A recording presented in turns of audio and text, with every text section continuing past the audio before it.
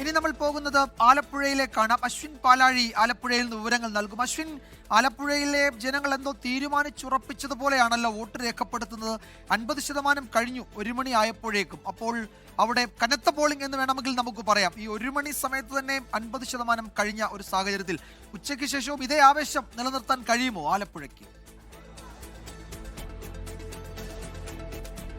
അക്ഷരാർത്ഥത്തിൽ ആലപ്പുഴയിൽ വലിയ പോളിംഗ് ആണ് നടക്കുന്നത്. നമ്മളിപ്പോൾ ഉള്ളത് EDLP സ്കൂളിലാണ്. അത് ചുങ്കത്താണ്. ചുങ്കത്തെ ഈ സ്കൂൾ കണ്ടാൽ നമുക്കറിയാം എത്രത്തോളം ജനത്തിരക്കുണ്ട്. ഇന്ന് ഉച്ചയ്ക്ക് ചോറുണ്ടെന്ന അല്ലെങ്കിൽ ഭക്ഷണം കഴിക്കാനൊക്കെ പോകുന്ന സമയമാണ്. ആ സമയത്ത് പോലും ബൂത്തുകൾ നിറഞ്ഞു നിൽക്കുകയാണ്. വലിയ വരി, വോട്ടർമാരുടെ വലിയ നിര ആലപ്പുഴയിലെ എല്ലാ ബൂത്തുകളിലും ഉണ്ട് എന്ന് തന്നെ പറയാം. നമ്മൾ രാവിലെ മുതൽ പല ബൂത്തുകളിലായി സഞ്ചരിക്കുന്നു. അവിടെ എല്ലാം ഈ ദൃശ്യങ്ങളിൽ കാണുന്ന പോലെ സ്ത്രീകളും പ്രായമായവരും അടക്കം വലിയ വോട്ടർമാരുടെ നിര നമുക്ക് കാണാനാവുന്നുണ്ട്.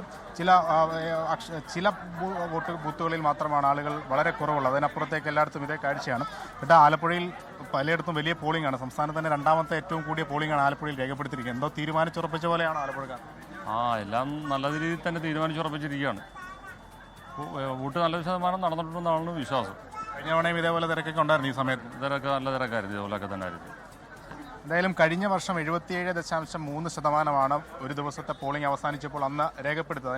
അതിനോട് ഏകദേശം അടുത്ത് തന്നെ ഈ ഉച്ച സമയത്ത് തന്നെ എത്തി എന്നുള്ളതാണ് ആലപ്പുഴയിൽ ആകെ കണക്ക് നോക്കുമ്പോൾ നമുക്ക് മനസ്സിലാകുന്ന. വിജയകുമാർ, എന്തായാലും VIP വോട്ടുകൾ പുരോഗമിക്കുകയാണ്. 2 മണിയോടുകൂടി SNDP general secretary Vellappally Natesan vote രേഖപ്പെടുത്തും. അതിനു മുന്നേ ഉള്ള ഏകദേശം ഭൂരിഭാഗം VIP വോട്ടുകളും പോൾ ചെയ്ത് കഴിഞ്ഞിട്ടുണ്ട്. എന്തായാലും വൈകുന്നേരത്തേക്ക് എത്തുമ്പോൾ കഴിഞ്ഞ തവണ ഉണ്ടായിരുന്ന 77.3-നേക്കാൾ മുകളിലേക്ക് ആകെ പോളിംഗ് ശതമാനം ആലപ്പുഴയിൽ കടക്കുമോ എന്നുള്ളതാണ് കാത്തിരുന്നത് കാണേണ്ടത്. വിജയകുമാർ, ലോകത്തെവിടെയായാലും ഏത് സമയത്തും 24 വാർത്തകളും ഓഗ്മെന്റഡ് റിയാലിറ്റി പാക്കേജുകളും എക്സ്പ്ലെയിനറുകളും വിശദമായി കാണാൻ ഞങ്ങളുടെ YouTube ചാനൽ നിങ്ങൾക്ക് സബ്സ്ക്രൈബ് ചെയ്യാം.